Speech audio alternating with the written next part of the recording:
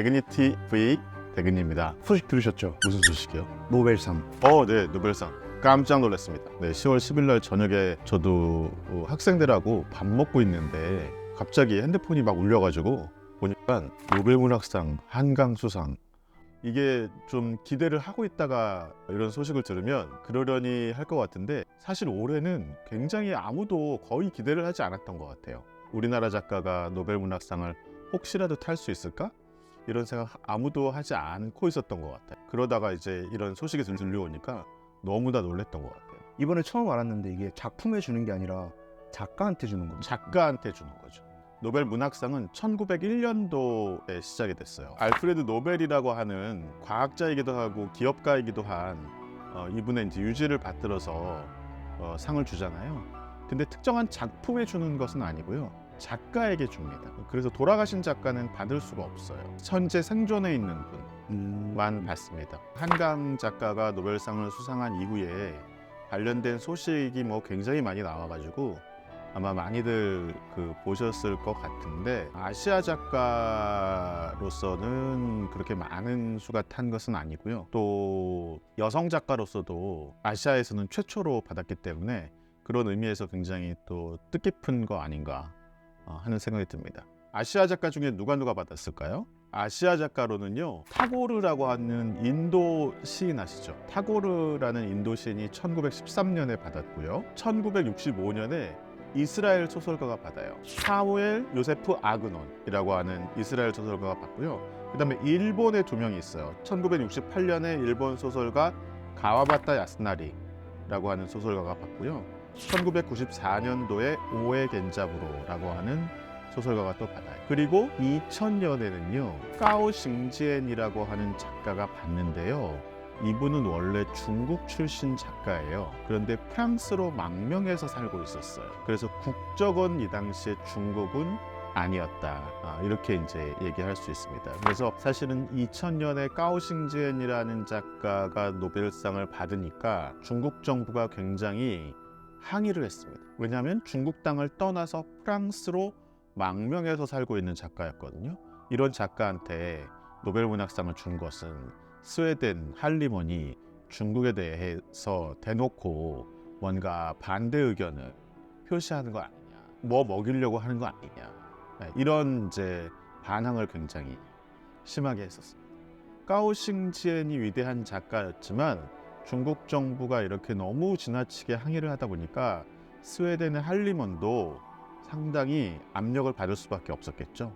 그래서 나중에 중국 작가에게도 노벨상을 한번 줍니다. 2012년에 모옌이라고 하는 작가가 노벨상을 탑니다. 이 모옌이라는 작가는 저도 만나본 적도 있고 같이 사진도 찍은 적이 있는데 사진 어디서 찾을 수가 없어요 지금.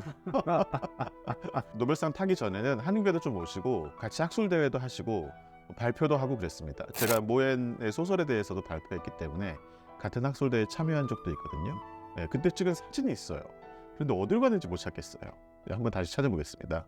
모옌은 많이 알고 계실 텐데요. 중국 영화 중에 장예모 감독이 만든 붉은 수수밭이라고 하는 영화가 있거든요. 이게 이제 장예모 감독의 데뷔작이에요. 이 영화의 원작이 되는 소설, 붉은 수수 혹은 붉은 수수밭 이렇게 번역하는데요.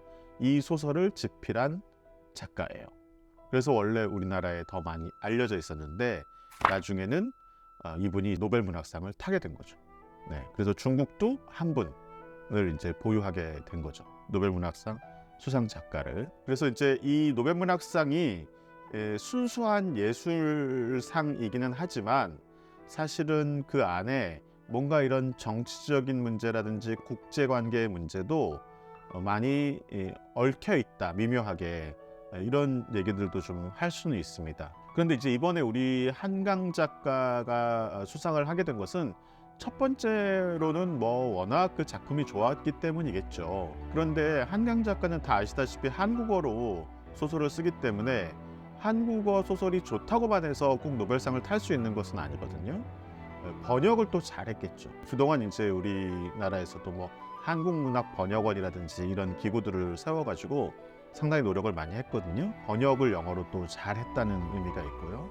또 하나는 우리나라의 이제 뭐 우리가 K 콘텐츠라고도 하고 한류라고도 하는데 이런 전반적인 어떤 문화적인 수준이 상당히 많이 올라갔잖아요. 세계적인 수준과 어깨를 이제 나란히 할 수 있게 되었잖아요.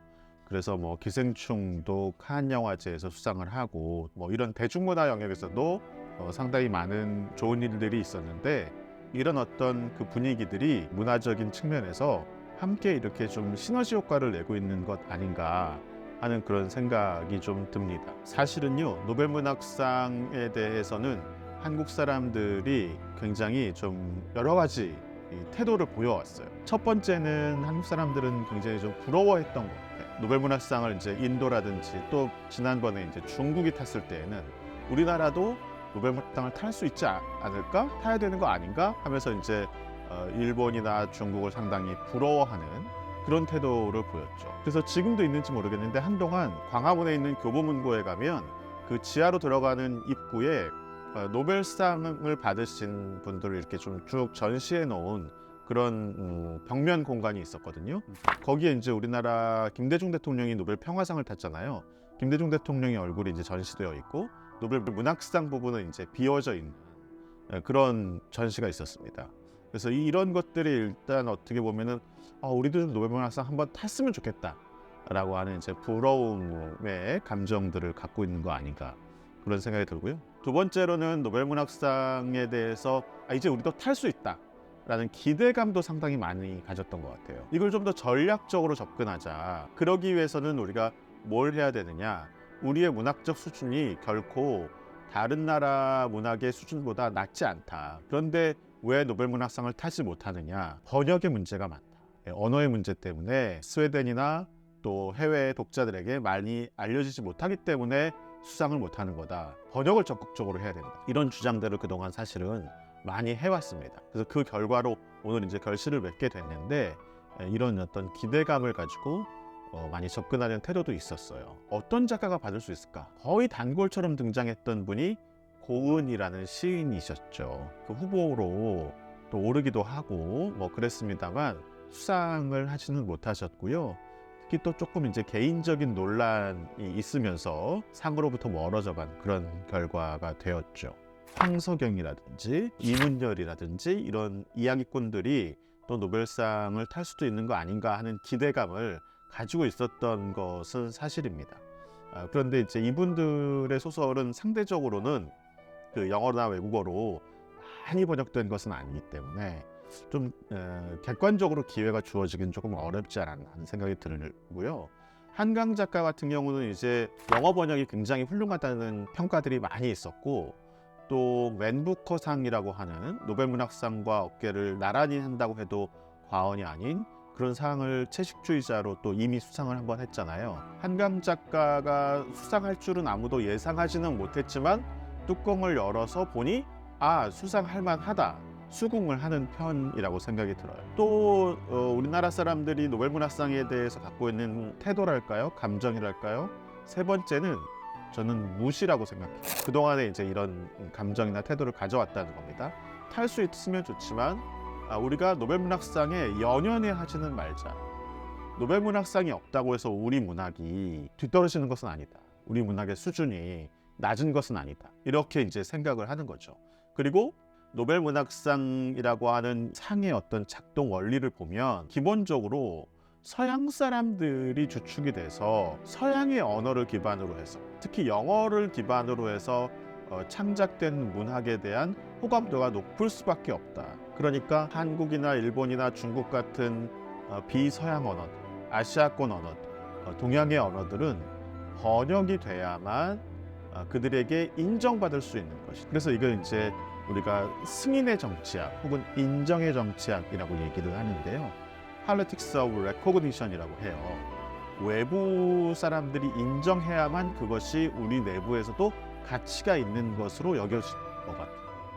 이런 작동 원리를 얘기할 때 인정의 정치학, 승인의 정치학이라고 얘기를 하거든요. 그러니까 우리나라 안에서 아무리 노래 잘하고 그림 잘 그리고 해도 별로 사람들이 알아주질 않아요. 그런데 미국 사람들이 좋아한다거나 미국에 가서 뭘 상을 받았다거나 이러면 이 사람을 보는 눈이 달라진다는 거죠. 외부로부터 인정을 받아야 자긍심을 갖게 되는 이런 구조가 작동하는 거기 때문에 이게 사실은 내놓고 보면 일종의 제국주의와 식민주의의 관계를 그대로 반영한다. 이렇게 비판할 수도 있는 거예요. 왜 우리가 꼭 노벨 문학상에 연연해야 하느냐. 우리는 우리 나름대로의 문학적 성취를 이루어가면 되는 것이고 그러다 보면 우리도 언젠가는 타겠지. 뭐 이런 이제 뒤에 괄호 열고 뭐 그런 생각들을 하시지 않았을까 하는 생각이 듭니다. 그러나 어쨌든 노벨 문학상을 탄 것은 좋은 일이고 정말 축하할 만한 일이고 정말 위대한 일입니다. 그러나 노벨 문학상을 그러면 타지 못했으면 좋은 문학이 아닌 것인가? 이렇게 말할 수는 없다는 거죠. 이게 이제 또 조금 전문적인 용어를 말씀드리면 이런 것들을 이제 가치를 만들어가는 과정이잖아요. 한강의 작품이 위대하다. 한강은 위대한 작가다라고 하는 가치를 만들어가는 과정인데 이런 가치를 만들어가는 과정에는 다양한 요소들이 개입을 해요. 지금처럼 이렇게 위대한 상을 수상했느냐 하는 것도 개입을 하고요. 언론이나 대중 미디어에서 얼마만큼 이 사람을 홍보하느냐 하는 것도 개입을 하고요. 또 출판사의 편집자나 이런 사람들이 어떻게 이 사람들을 홍보하느냐 하는 데도 개입을 하고요. 평론가들이나 이런 사람들이 또 어떻게 개입하느냐의 문제도 있고요. 그래서 이렇게 다양한 요소들이 한 특정한 작가나 작품의 가치를 결정해 주거든요. 그래서 이거를 이제 프랑스에 있는 유명한 사회학자인 피에르 부르디에라고 하는 사람이 있는데요. 이 사람은 이거를 장이론이라고 불렀어요. 장, Theory of Field, 장의 이론. 그래서 이것은 이제 문학장, Literary Field라고 부르는데요. 어떤 문학이 가치가 있고 어떤 문학이 가치가 없는지를 결정하는 요인이 뭐냐라고 할 때 거기에 개입해서 작동하는 요소들이 상당히 복잡하게 많이 있다라는 겁니다. 근데 그 중에서도 이런 시상 제도는 굉장히 중요한 문학장을 형성하는 요소 중에 하나다. 이렇게 이제 얘기를 하는 거예요. 노벨 문학상을 우리가 이야기할 때 굉장히 훌륭하고 좋은 것이지만 거기에만 매몰되면 안 된다라고 이제 또 지식인 분들은 많이 얘기를 하죠. 그러니까 이게 또 노벨 문학상을 보면 이 작가가 어느 나라 사람이냐를 가지고 또 많이 따지거든요. 저도 이제 처음에 그런 얘기를 했습니다만 우리가 불가피하게 따질 수밖에 없어요. 한국 작가가 탔다, 뭐 일본 작가가 탔다 이렇게 따질 수밖에 없는데 지나치게 이 국적을 가지고 따지게 되면 마치 이게 또 뭔가 국가 간의 경쟁처럼 보여지는 이런 경향도 없지 않아 있거든요. 그래서 이런 부분들을 좀 우리가 또 노벨 문학상이라고 하는 것이 절대적인 것은 아니다라고 하는 생각을 가지고 접근을 할 필요가 있고 어떤 문학적 성취라든지 예술적 성취라고 하는 것은 이런 상이라고 하는 것의 범위를 뛰어넘어서 여전히 많은 예술가들에게 있어서 지금도 현재 진행 중이다라고 하는 것을 우리가 좀 충분히 이해하고 한강 작가의 노벨 문학상 수상이 이 한 개인의 영광이 아니라 우리의 문학을 더 풍부하게 만들고 우리의 예술을 더 아름답게 만들고 또 우리가 살아가는 이 세상의 그 문학과 우리나라의 문학만이 아니라 우리가 알지 못하는 언어로 쓰여지고 있는 많은 소설들도 마찬가지고요.